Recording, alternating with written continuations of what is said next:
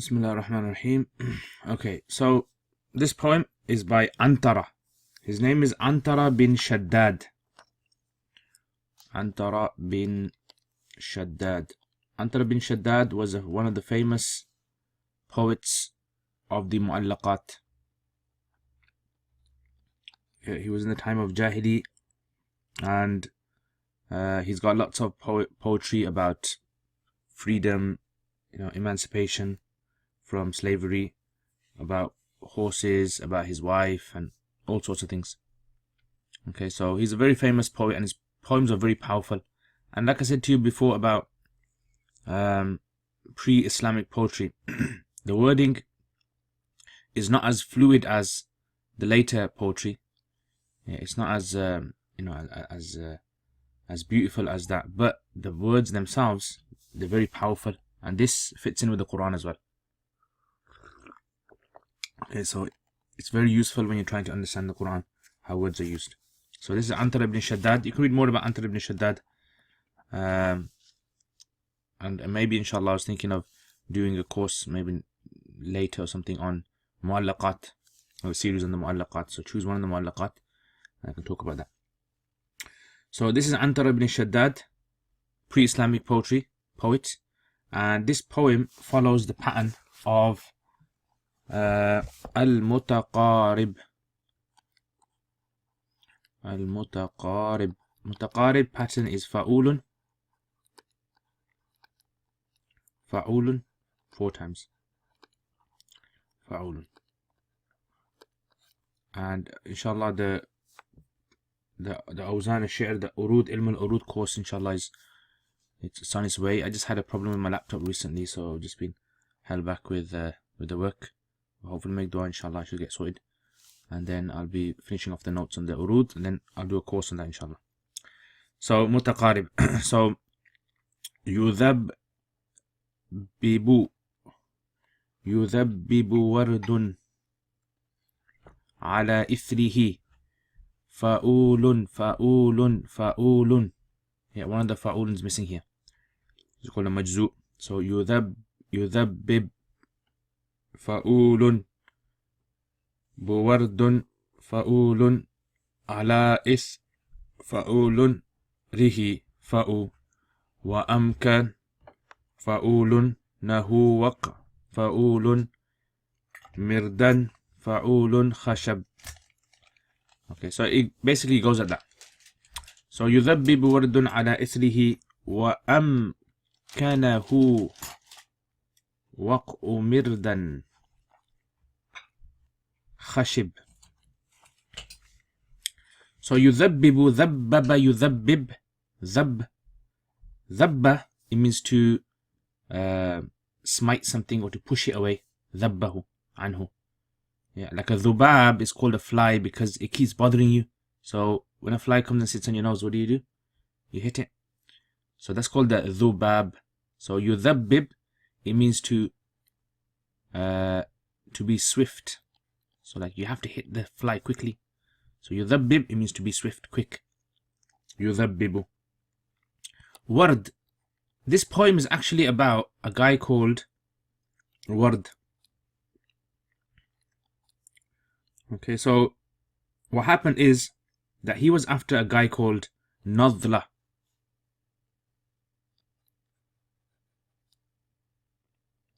Nadla. No, you can't hear? Okay, so what basically happened was there's a guy called Ward. Okay, Ward, and this guy Ward ibn Habis, his name is.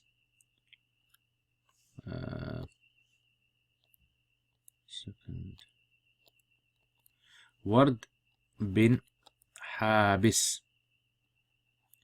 Okay, Ward bin Habis. So he was after a man called Nadla al-Asadi. Nadla al-Asadi. Yeah, this guy had committed some sort of murder against one of the members of Ward's family or friends. So Ward was after him. Yeah, he wanted to kill him in revenge. So he was in search of him.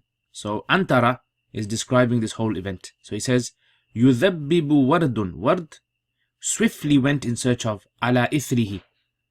Ala ithar, ithar means trace, like athar. Yeah, the traces. So he went after his traces, investigating, trying to find where he lives, where he is. So ithar, behind him. Now athar means footsteps. Athar. And ithar, it means behind someone. So let's say, for example, Sherlock Holmes. So Sherlock Holmes investigating, finding fingerprints and this and that. That's what you called ithar. Yeah, went in search of him. The athar is the things the man leaves behind. Okay, so in Arabic you would say something like ذهبت في إثر القوم. I went in search of the people, after them. I went after the people in search of them. So يذبب ورد على إثره وأمكنه وقع مردا خشب. So أمكنه, أمكن يمكن, إمكان, like Arabs say يمكن, ممكن. Yeah, so أمكن, it means makan. It's from the word makan, to give someone ability.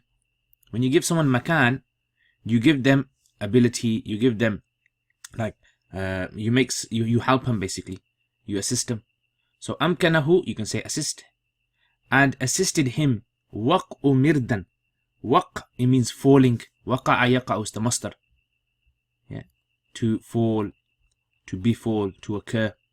Mirdan is a big rock, is the name of a big rock they use specifically for crushing seeds. So date seeds, things are very hard. So they get a big kind of rock, and they place it on top of those seeds, and then they crush them. So mirdan is a specific type of rock that's used for crushing. And khashib means coarse, like harsh. Khashin. So what is he saying? So he says يذبب ورد. Ward is going in search of.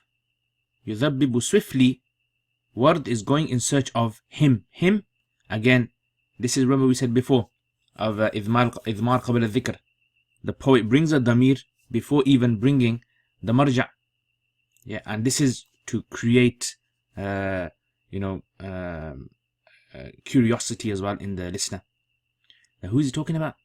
وَأَمْكَنَهُ وَقْعُ مِرْدًا خَشِبٍ. So أَمْكَنَهُ وَقْعُ, the falling of mird, a large rock, which is khashib, which is coarse. In other words, this is describing the horse. Yeah, he uses this to describe his horse. In other words, Ward's horse is a mighty horse. And this horse, when it's running,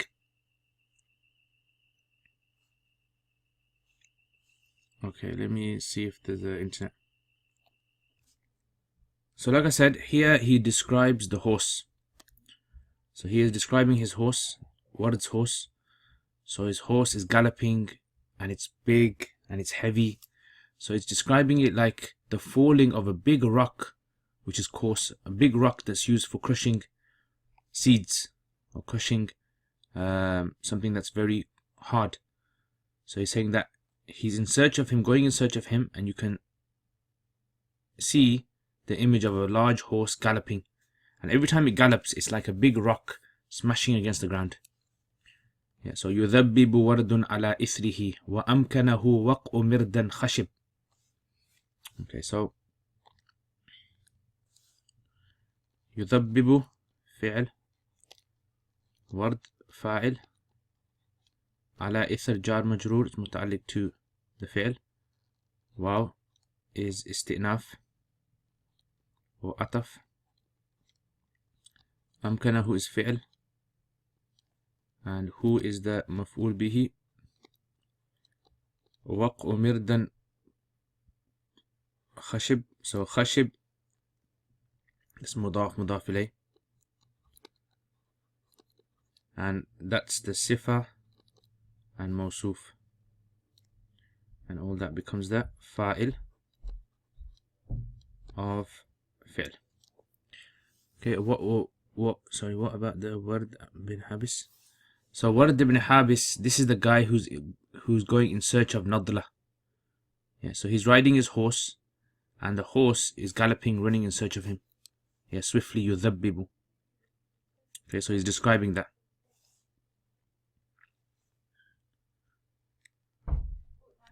Okay, next.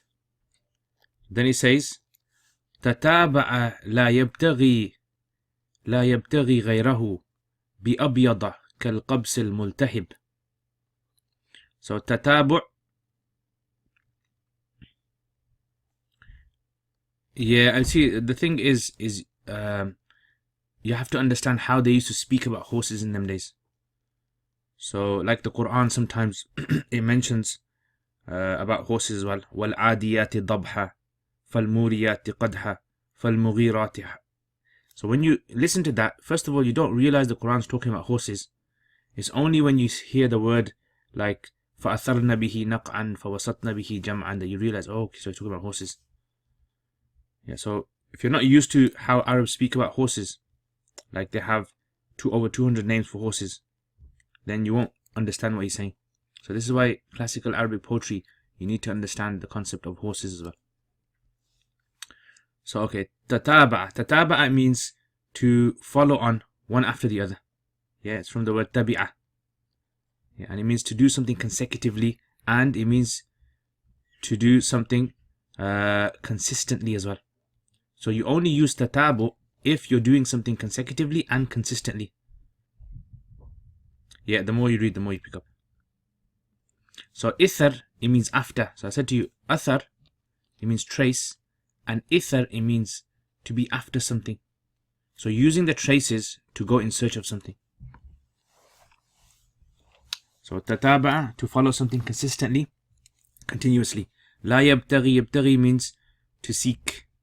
Ibtagha, yabtaghi, ghayrahu. So ghayrahu, the hu goes back to nadla. In other words, he's talking about nadla. The guy is not going in search of anyone except nadla. Bi abyada. Now abyad means white in Arabic, but this refers to sword. It's a name given for a sword, because a sword is made from a blade, and that blade, when it's polished nicely and it's in the sun, it glimmers and it glares like white in color, shiny. So the abyad, they call it this, the sword. Just like they say aswad, and sometimes the Arabs call it a snake, like a cobra. It's called the aswad. So abyad refers to the blade of the sword. Kal qabs, qabas refers to a flame. Like in the Quran, Allah says about Musa alayhi salam, Atikum bi qabasin. So qabas means a flame. So like you have some sort of a stick, and then on top of that you have a flame burning on it. Qabas. Al-multahib. Lahab, multahib means burning. Abu Lahab. Yeah, Abu Lahab means burning. So multahib, you have to have that burning kind of sensation in there. Multahib, that sound of burning as well, burning wood. So he says, tataba'a, in other words, ward, or the horse. Tataba, consistently, it didn't slow down even. It was consistently after nadla. La yabtaghi ghayrahu. It was not in search of anyone besides him. Bi abyada, with a white, meaning with a shiny white sword. Kal qabs al multahib, like a flame that's burning. So it was so bright that if you look at it from a distance, you think in his hand he's got like a burning fire. Yeah, you don't know, it might have been Star Wars. Yeah, what's that thing called? The lightsaber. He might have had one of those in his hand. So tataba'a la yabtaghi. So tataba'a is fi'l plus fa'il.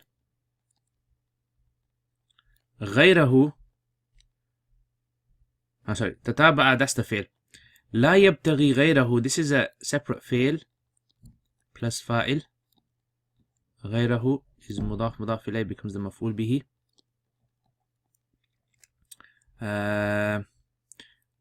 And then bi abyada, bi jar, abyad majroor. And this jar majroor is actually muta'alliq to thabitan, hal. Okay, because you don't make the ba muta'alliq to yabtaghi. Yeah, it's thabitan. So la yabtaghi, so he was searching for no one but nadla. Bi abyada, whilst he had an abyad, a sword. Kal qabs al multahab, كالقبس الملتحب, all that موصوف صفة جار مجرور.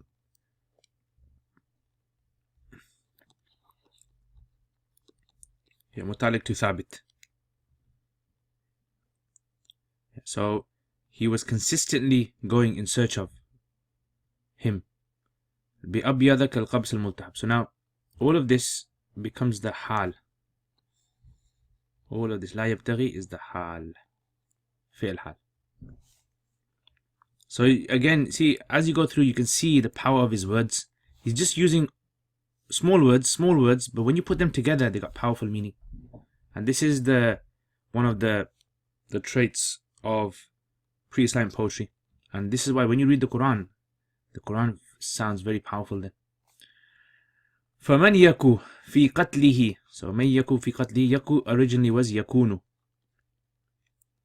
Yeah, so in Arabic Nahu, you know that sometimes yakunu can be reduced down to yaku. في قتله يمتري. يمتري means shak, to have doubt. And in Arabic, the word shak means like there's two things and you don't know. Like imagine someone's doing a magic trick and they got two cups and they put the ball under the cups and he says to you, okay, where's the ball? So if you are in doubt, in other words, 50% you think it's possibly here and 50% possibility that the ball could be under this cup, this is called shak. So shak means when you're in doubt, 50-50. Yeah, 50-50.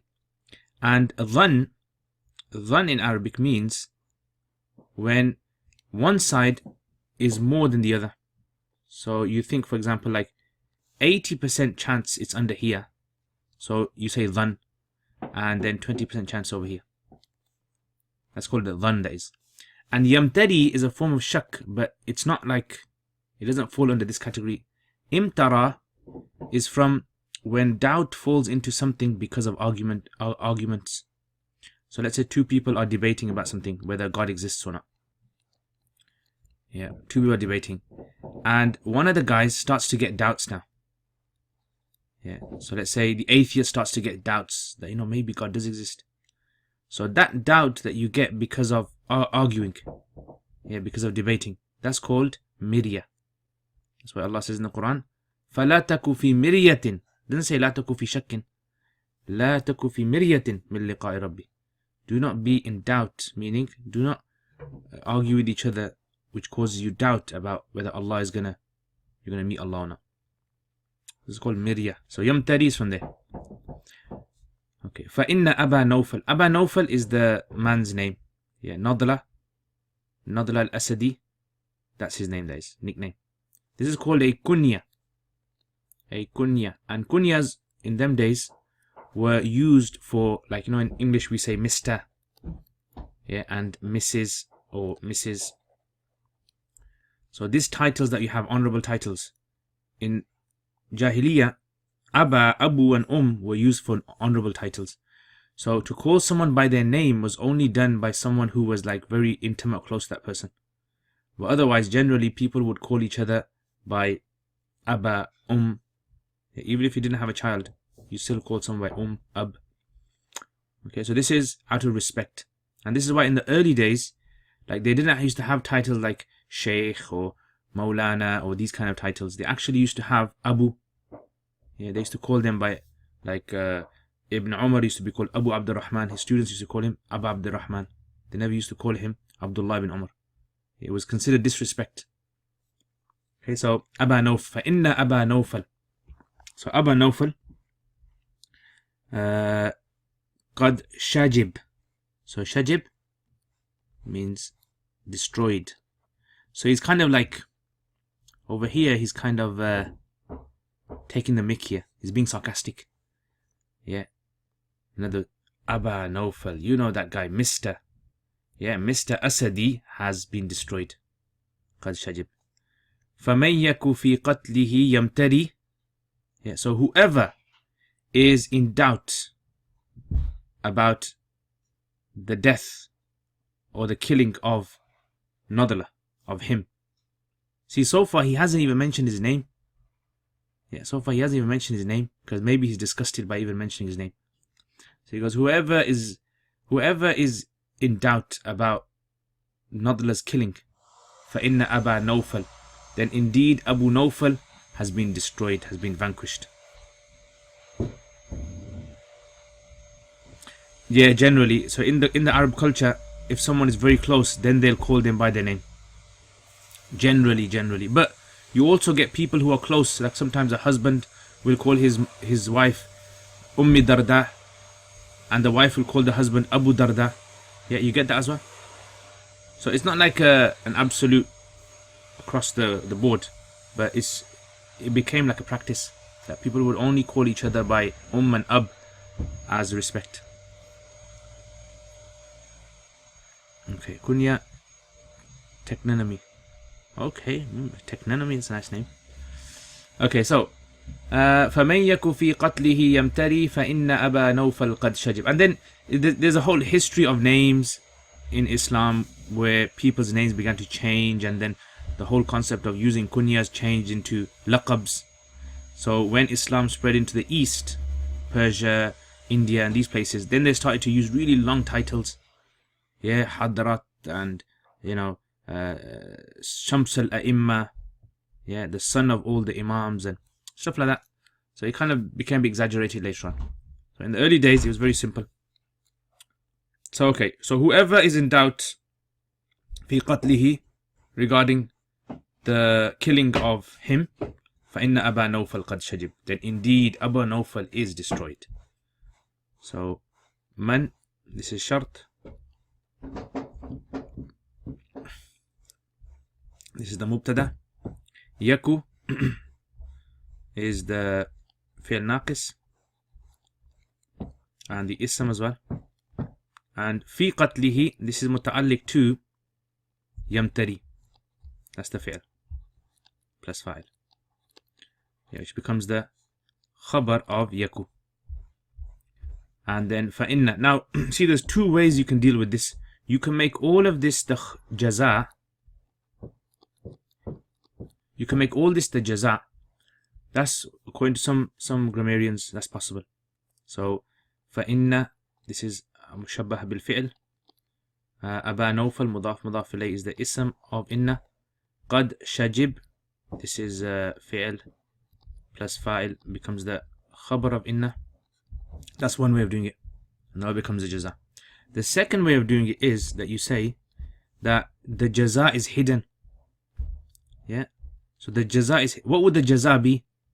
So the jaza is basically whoever is in doubt regarding the killing of Nadla, then don't be. So don't be, la taku. That's the jaza. And فَإِنَّ أَبَا نَوْفَلْ قَدْ شَجِبْ, this is what we call the ta'leel. This is what we call the causality illa. Why should you not be in doubt? Because this. So the Quran frequently does this as well. Sometimes cuts out the jaza for the shart, and then leaves it to the discretion of the reader to know in the back of their mind what Allah is talking about. Okay. وَغَادَرْنَا نَضْلَةَ فِي مَعْرِكٍ يَجُرُّ الْأَسِنَّةَ كَالْمُحْتَطِبِ. So غَادَرْنَا, this is referring to the horses. Yeah, the horses. غَادَرْنَا. غَادَرَ, it means to leave. To leave behind. And it's feminine, plural feminine. So in the Quran as well, yeah, like وَالْعَادِيَاتِ ضَبْحًا, Allah refers to horses as plural feminines. So this is a common thing that they used to do. Yeah, so it's plural feminine, and it's the horses. Yeah, the horses is the file. غَادَرْنَا. So he doesn't even mention the horses, because the Arabs, horses were just so common to them that they didn't even have to mention them as a file. Yeah, everyone used to know what they're talking about. Like we did above. وَقْءُ مِرْدًا خَشِبْ. So غَادَرْنَا, they left him. They left نَضْلَةَ فِي مَعْرِكٍ. So ma'rak is basically place of arak. Yeah, place where, like, branches when they get intertwined. That's called the arak. Yeah, so ma'rak is a place where everything gets squished together. So everything gets crushed together. In other words, the battlefield. Yeah, they call the battlefield the ma'araka, the place where everything gets squashed together. So enemies from both sides clash together, and they all kind of gets mixed up. So غادرنا نضلة في معرك يجر الأسنة. يجر means to drag. Yeah, to drag. جر يجر حرف جر. أسنة is the plural of sinan. Yeah, sinan, which means spears. Yeah, spears. And sinan is used for a long spear. Yeah, a long spear. And a short spear is known as a anaza. Anaza. One second, let me just. Anaza. A short spear. So he's talking about long spears here. So he wants you to know that it was a long spear. Kal muhtatib. Now, muhtatib can have two meanings. One means someone who chops wood. Someone who does hatab. Yeah, goes to the forest, chops wood. Yeah, muhtatib. Another meaning of muhtatib can be, it's a form of an insect, like a beetle. Yeah, a form of an insect. And what this insect basically does is it drags pieces of wood. So if you've ever seen like a beetle, yeah, small little animal, and then it's got this big, like a dung beetle, pushes the dung. Yeah, so muhatab, it means it pushes wood. Okay, so what does it mean? غادرنا نضلة. The horses that were riding towards him, that were rushing towards him, they left Nadla fi ma'rakin, in the battlefield. Well, what was his state? يجر الأسنة. They left him dragging spears, kal muhtatib, like someone who collects wood, or like an insect who's dragging wood. So in other words, his body was filled with so many spears that if you look at him from far away, you think that he's someone that's carrying lots of wood on his back or on his body. Or if you look at him from far away, he looks like a small insect that's pushing lots of wood. That's how they vanquished him. Yeah, so a very powerful imagery he creates. So غادرنا, this is fi'l plus fa'il. نضلة, this is the مفعول به. Oops, مفعول به. في معرك جار مجرور متعلق to غادرنا. Or you can make في معرك حال متعلق to ثابتا, which becomes the حال of نضلة. يجر is fi'l plus fa'il. And أسنة, this is the مفعول به. And كالمحتتب جار مجرور, this is متعلق to جرا, مفعول مطلق.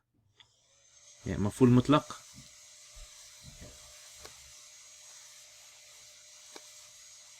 Yeah, all of that. And all that becomes جملة فعلية خبرية, which becomes the حال. Okay, that all becomes the حال.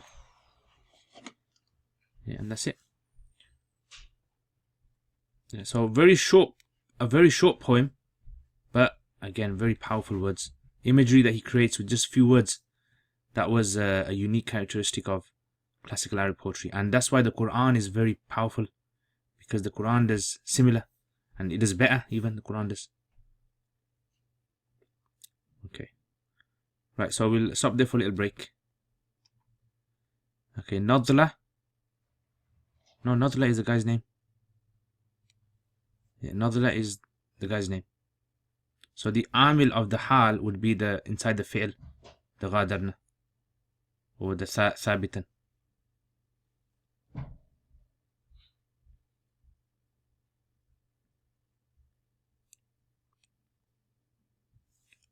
Yeah.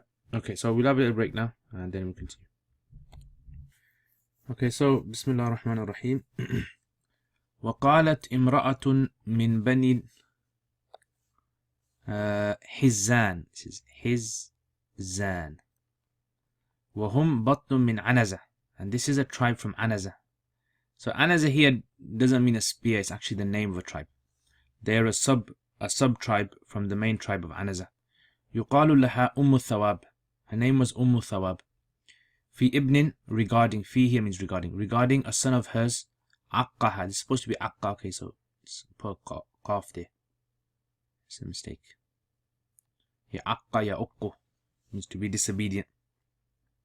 So okay, let's see what this is about then. So this poem is from a Jahili, from the times of Jahiliyyah. Alright, and it's about a mother complaining about the disobedience of her son. So her son was disobedient to her. So she just describes and she's so sad about this. So this poem follows the Basit pattern. Okay, Basit, and Basit follows Mustaf'ilun. Mustaf'ilun fa'ilun. Mustaf'ilun fa'ilun. Mustaf'ilun fa'ilun. Rabbaytuhu wa huwa. So Mustaf'ilun. Rabbaytuhu مستفعل وهو فاعل مثل الفرخ مستفعل أعظمه فاعل الطعام مستفعل مترى فاعل في جلده مستفعل زغبا فاعل. So it works on that pattern. Okay, so ربى يربي تربية.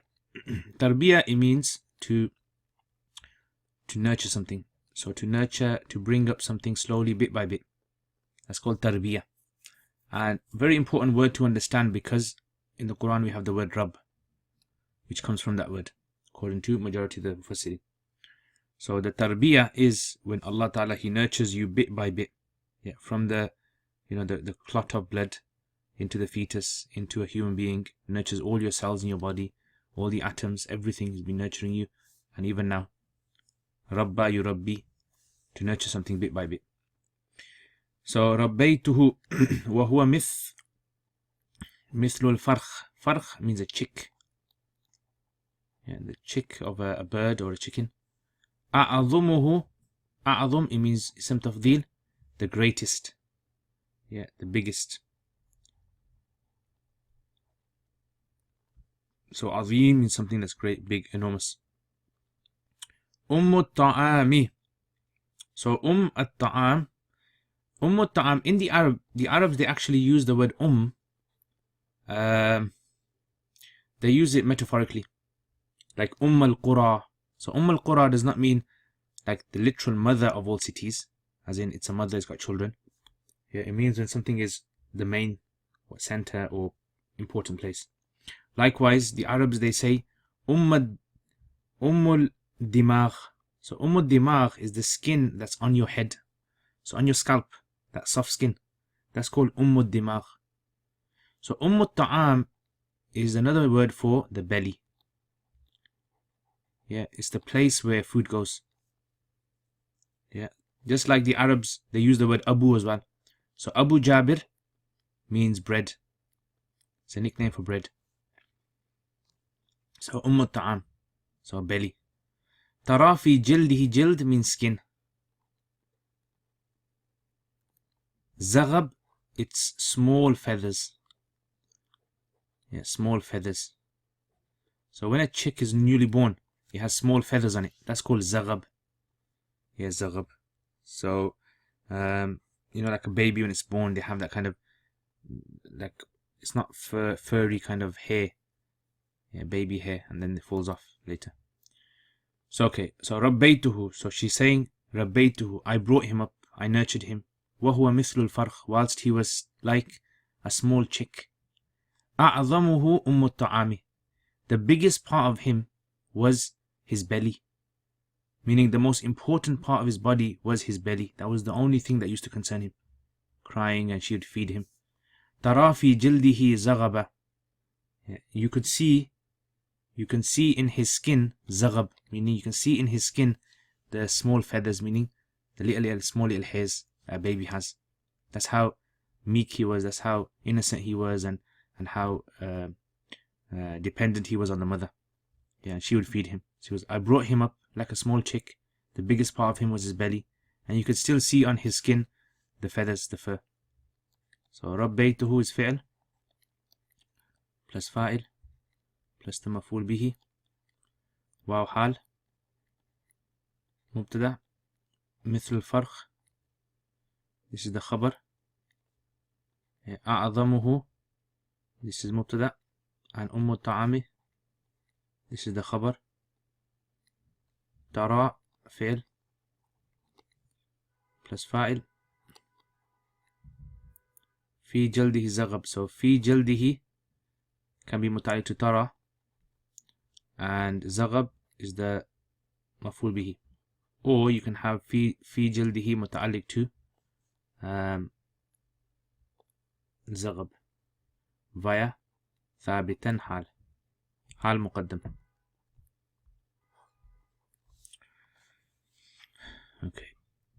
حتى إذا آضى, you probably come across this word in الأفعال ناقصة. Yeah. صار كان آضى أمسى أصبح ظل. So آضى means to become, to change. سير صار. Yeah. آضى. So آضى كالفحال. فحال. Okay. فحال and أبار. Yeah. Now, if you have a date palm, I don't know if you guys know this, but date palms, the thing with date palms is they are very similar to human beings. Yeah, in the sense that the date palm requires a male part to be added to a female part for it to pollinate. Yeah, you actually have to cut off a male part of a tree, and you have to add it to the female part of the tree for that to pollinate and for the fruit to grow. Yeah, this is called ta'bir an-nakhl. Ta'bir, yeah, grafting a date palm. So you have to artificially graft it. So he says, kal fuhal, like the fuhal, the male part of the tree. Shadhabahu. Yeah. Shadhabahu, shadhaba yushadhibu. Ubaruhu.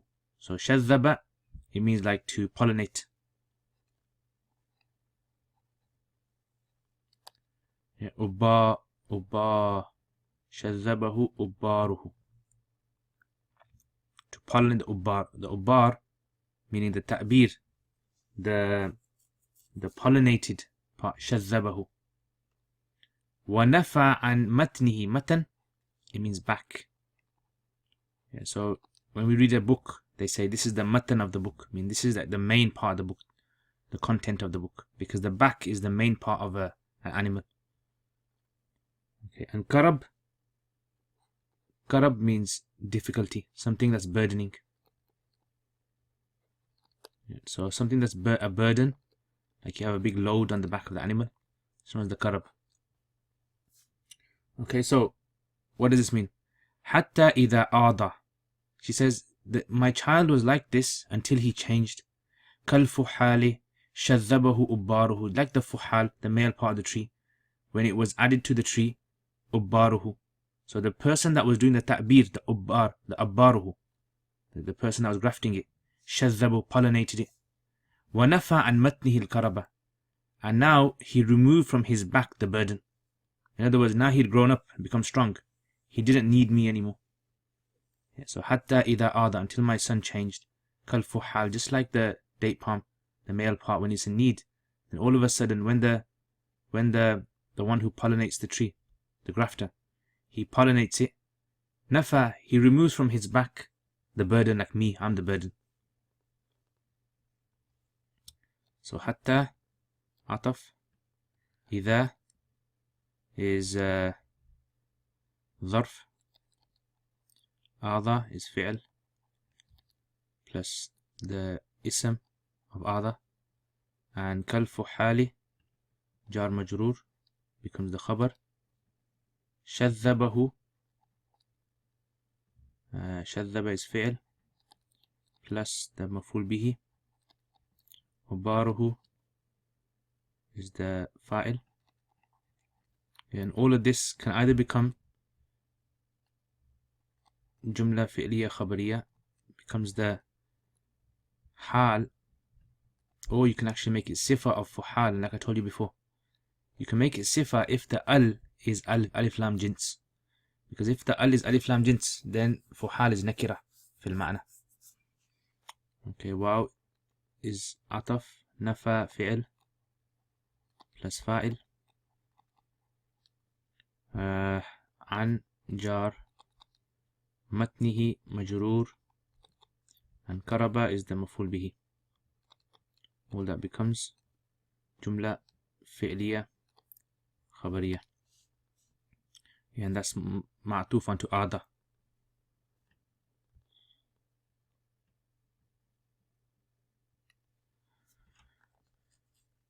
Yeah, everyone with me?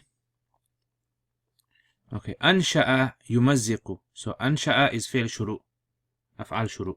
Ansha'a, yeah, he began. Yumazziqu, it means mazaq, means to tear, yeah, to rip apart. Mazzaqa. Athwabi, my clothes. Yu'addibuni, teaching me adab, teaching me manners.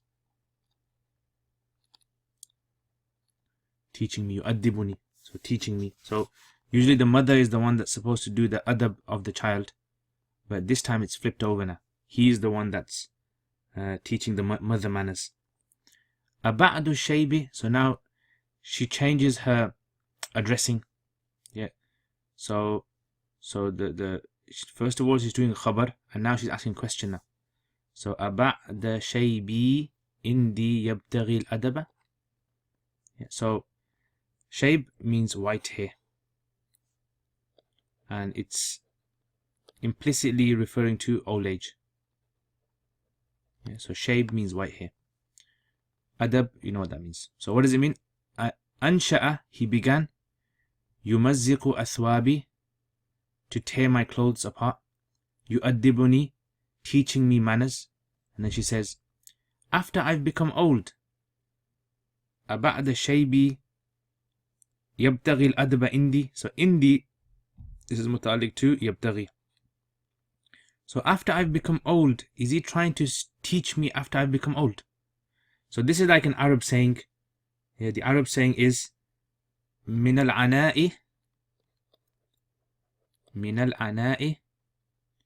riyadatul haram.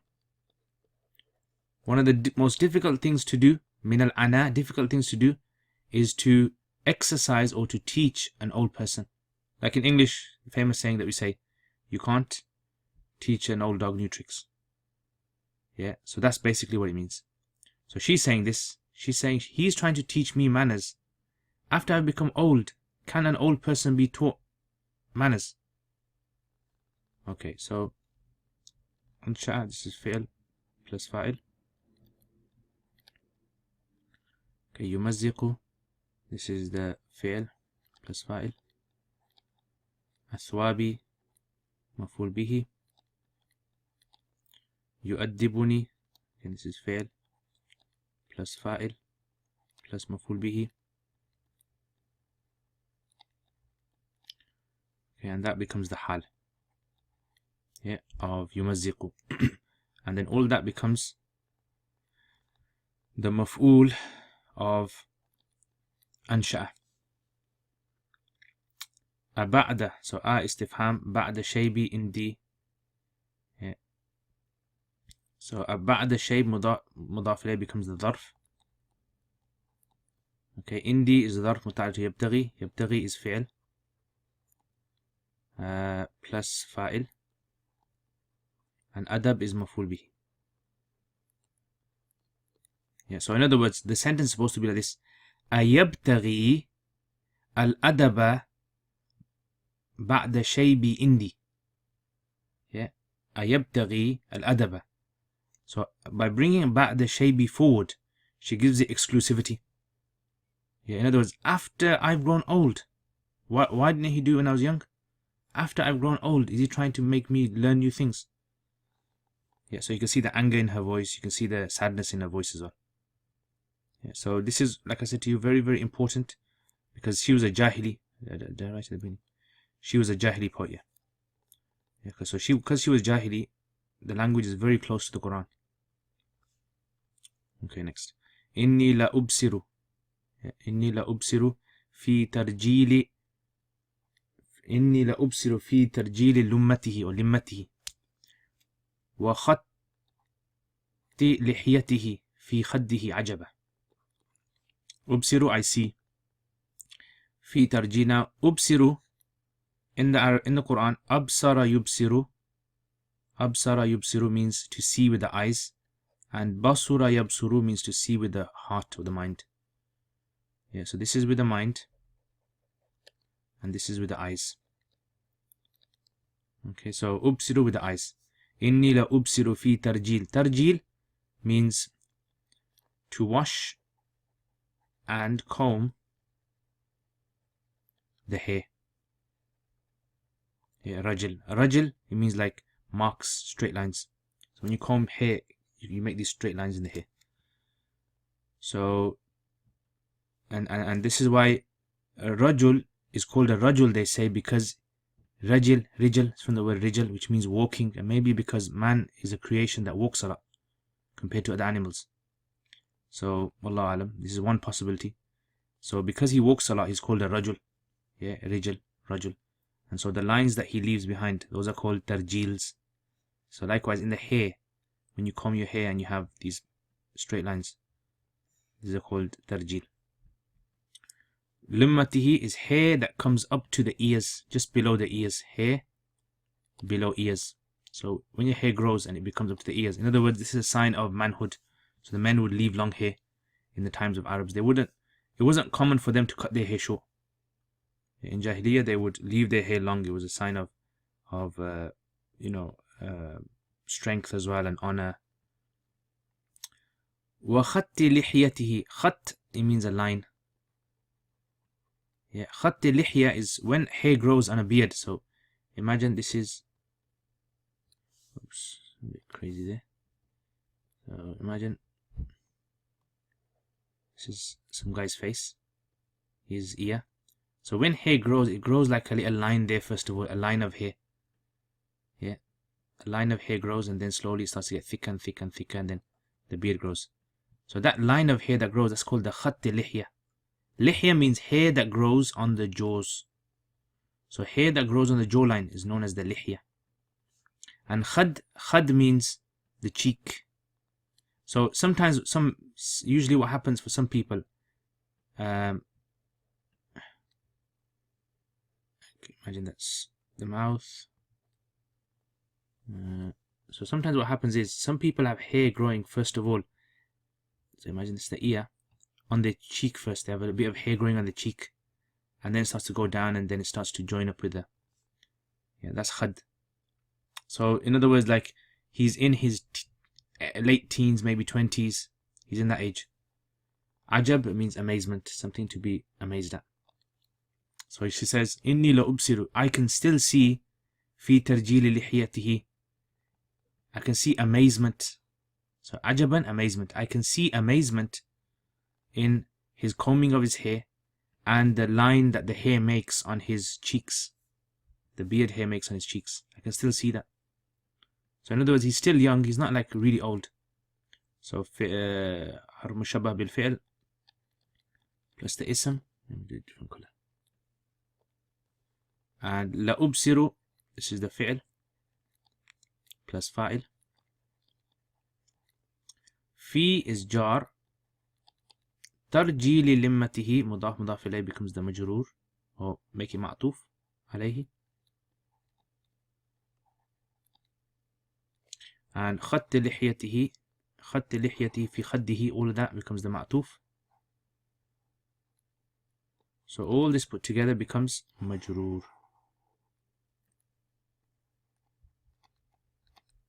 And عجبا, this becomes the مفعول به. Now, this ajaban can mean two things. In other words, one, it can mean this. I can see amazement in this, as in I can see the amazement. Or ajab can refer to pride as well. In that case, then it means this. That because he's grown his hair, just because he's grown his hair below his ears, and just because he's starting to get a bit of cheek hair, that I can see the pride inside of him now. He's starting to get arrogant and starting to show off. Okay. قالت له أرسه. Okay, so urs or irs refers to bride. And it's a word that can be used for gender neutral. It can be used for man and it can be used for woman as well. قالت له أرسه يوما لتسمعني. أسمع يسمع, it means to make hear, to make someone else hear. مهلا. Yeah, this is what we call اسم فعل. اسم فعل.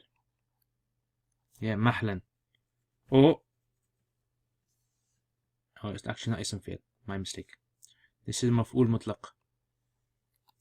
مفعول مطلق. And the فعل is hidden. Yeah, فعل hidden. امهلوا مهلا. مهلا مهلا مهلا. Wait a minute. So the Arabs use مهلا. The Arabs use mahlan when you're going to rush into something. And they're telling you, mahlan, mahlan, wait. Calm down, stop. Like that. Take it easy. فَإِنَّ لَنَا فِي أُمِّنَا أَرَب. Arab means need. حاجة. Need. So what does this mean? قالت له أرسه. Urs means like a newlywed wife. You don't call your wife an urs unless she's like newlywed. So his wife, his recently wedded wife or his bride, said to him one day, لِتُسْمِعْنِي, so that she makes me hear. In other words, she deliberately said it loud so I can hear it. مهلا, she said to her husband, wait. إِنَّ لَنَا فِي أُمِّنَا أَرَبًا. We've still got some need in our mother. Like she said it loud just to annoy her. In other words, she's still dependent upon her. Oh, we still need her for some things. Yeah, in other words, we don't need her anymore, but there's just a few things in life that we need her for. Yeah, and then we can get rid of her. So she was saying this, لِتُسْمِعَنِي, in other words, to annoy me, to sadden me, upset me. So in other words, now not only he was treating his mother badly, but also his wife was treating him badly as well. قالت. So fail plus fa'il. So again, she's creating this imagery as well. Sadness. فاعل. له is متعلق to قالت. يوما is مفعول فيه ظرف. And لتسمعني, so jar. And تسمعني is the مجرور فعل فاعل. مفعول به مجرور جار مجرور متعلق to قالت. مهلا. So this is the مقولة. So this is مفعول مطلق like we said. Fields hidden. إن is حرف مشابه بالفعل. عربا is the اسم. And لنا is the خبر متعدد ثابت. And في أمنا is متعدد ثابت as well. Yeah, so all of this becomes the مقولة, which becomes the مفعول به. So مقولة is always مفعول به of قالت. So okay, so like I said to you, the bride was saying this. In other words, the bride was saying, so this is a kind of like a hurtful speech. Inna lana fi ummina araba. That we've still got some need in our mother. Then after that need's finished, we're going to get rid of her. Walau ra'atni. Ra'atni fi narin mus'ira. Mus'ira means burning. Yeah. Mus'ira actually means like when the flames are extremely hot. Like really burning. So you know when you put wood into fire and it starts to burn even more. That's called is'arun nar. So it's that kind of fire when it's burning really strongly, fiercely. ثم استطاعت لزادت فوقها حطب. حطب means wood, like we talked about before. So okay. ولو رأتني في نار مسعرة. ولو رأتني, if she had seen me في نار مسعرة, in an extreme fierce burning fire. If she had seen me burning inside of a fire, like let's say she walked by and one day she saw me in a fire I was burning. ثم استطاعت, and then she was able. If she was able to do what? لزادت فوقها حطبا. She would have increased on top of that fire more wood. In other words, this is how much she hated me. That if she had the ability to do so, she would have added more fuel to the fire just to burn me more. In other words, she has no mercy for me. So لو is شرط, رأتني is فعل plus فاعل, and the مفعول به. في جار,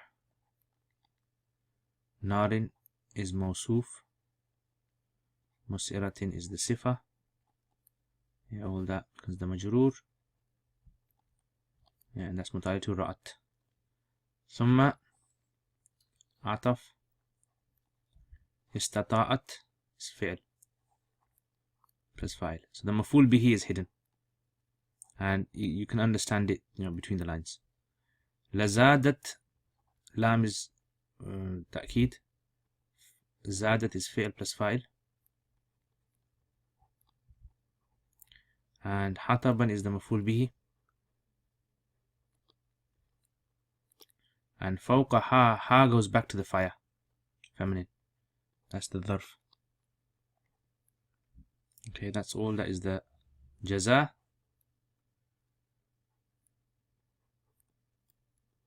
And all of this is the shart. Shart. Okay, and that's it. Yeah, so it's a very sad poem. And there's some other poems like that as well. Yeah, like Umayyah ibn Abi Salta. He has a famous poem as well about the mother complaining about the disobedient children. You can hear. So this is a very good poem to read as well.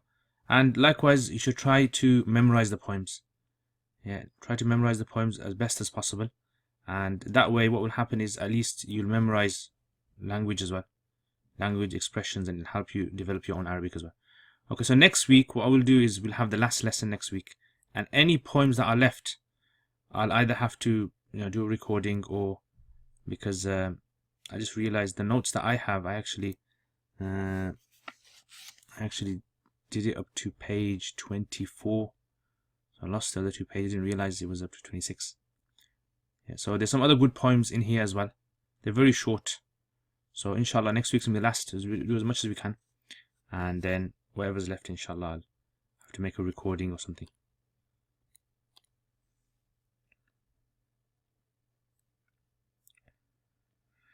Okay, so any questions, guys?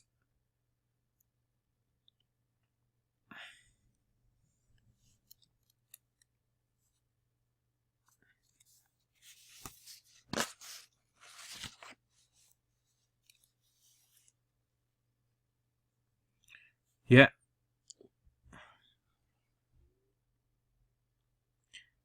Yeah, raba. Raba means to grow.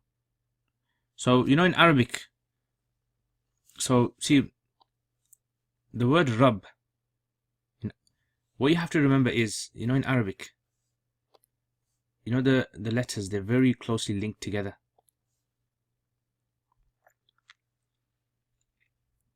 I'm still sorting out the notes this week. I had no chance to do the notes for that. Hopefully it should start maybe first week of December, or maybe second week of December. I'll advertise it. It's gonna be same time, most likely, Saturdays.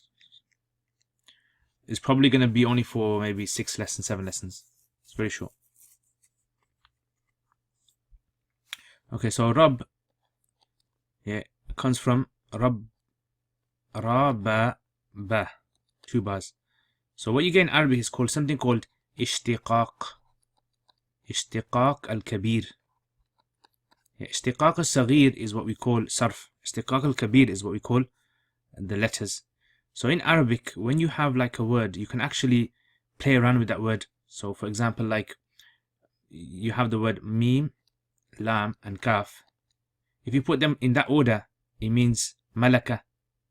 And if you put it in the other order, if you say la, ka, ma, yeah, that means to hit someone. Yeah, and ka, ma, la, it means to be complete. So that's why the word malaka, to own, it has all these meanings infused in it. So likewise, when you have like a word in Arabic, like the word Rabb, Rabb. So the word Rabb, you can actually interchange one of the bars with a ya. That's allowed. So in some words that can be done. So for pronunciation purposes, the Arabs, they used to change certain letters in words. This is a whole science in itself. Ishtiqaq. Yeah, and I mean, if I can do a course on there, that'd be good, inshallah, maybe in the future sometimes, about how the Quran uses different words with slightly different changes in certain letters to give different effects. So Rabb comes from Rabba, they say. This is the majority opinion. Some say no, Rabb is different. Is the audio gone?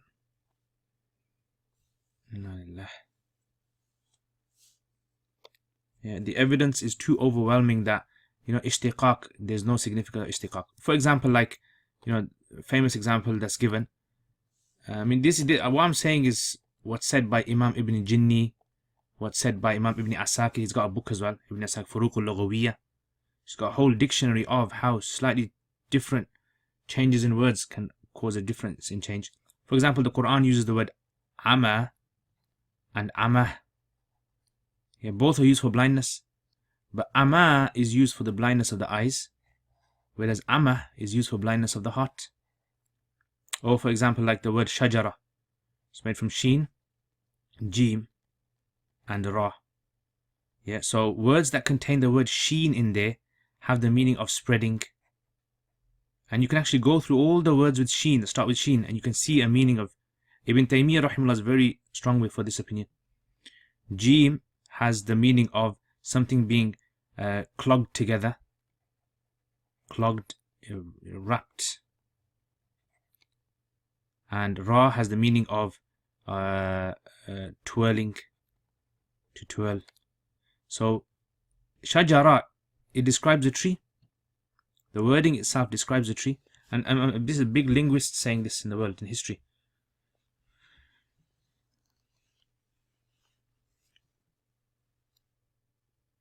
Yeah, that's common, that is. In the Quran, for example, like if you look in Surah Shamsi wa Duhaha, if you look under قَدْ أَفْلَحَ مَنْ زَكَّاهَا وَقَدْ خَابَ مَنْ دَسَّاهَا. You look under that, you'll see what you'll find. Yeah, دَسَّاهَا. So they say that دَسَّاهَا originally was دَسَّسَهَا. دَسَّسَهَا.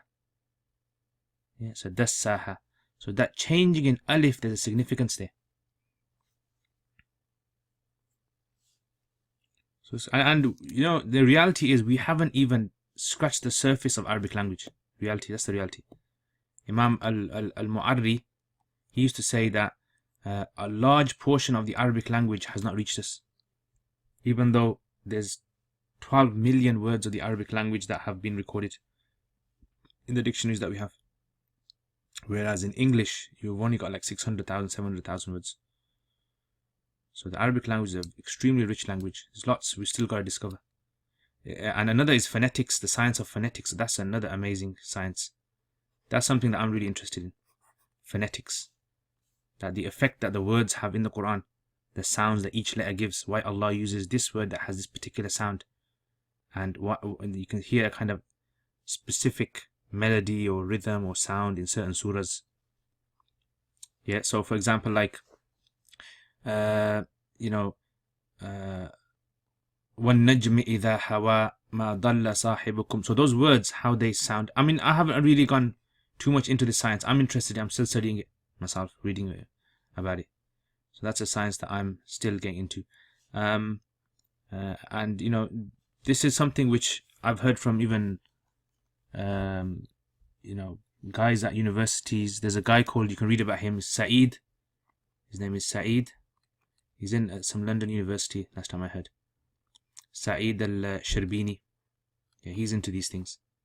He's a researcher in international languages.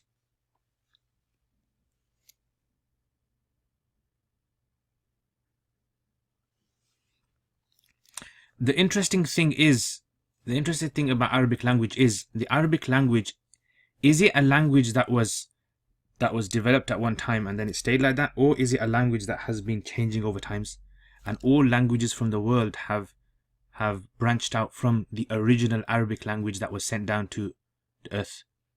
Yeah, there's ikhtilaf amongst the scholars about that. if you actually study if you study hieroglyphics, yeah, hieroglyphics has a very close link with Arabic. Lots of the words. And you can see this in Surah Yusuf. One of the miracles of Surah Yusuf is that Surah Yusuf uses Egyptian words that were only discovered 200 years ago when they uncovered the hieroglyphs. They found very similar words in Surah Yusuf, like the word Sayyid, the wife calling the husband Sayyid. That was something that was actually used by the Egyptians. So there's a lot to still discover. There's actually a book on this. It's called Al-Burhan. There's an Egyptian scholar who's an expert in hieroglyphs, and he's actually done a whole book on the similarities between the grammar rules of the ancient Egyptian language and Arabic, and the pronunciation of words.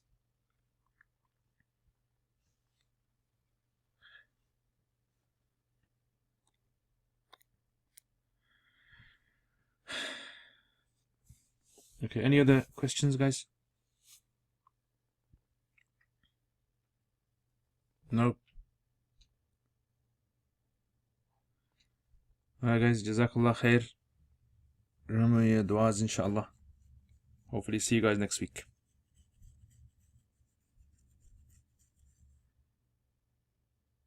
Ameen.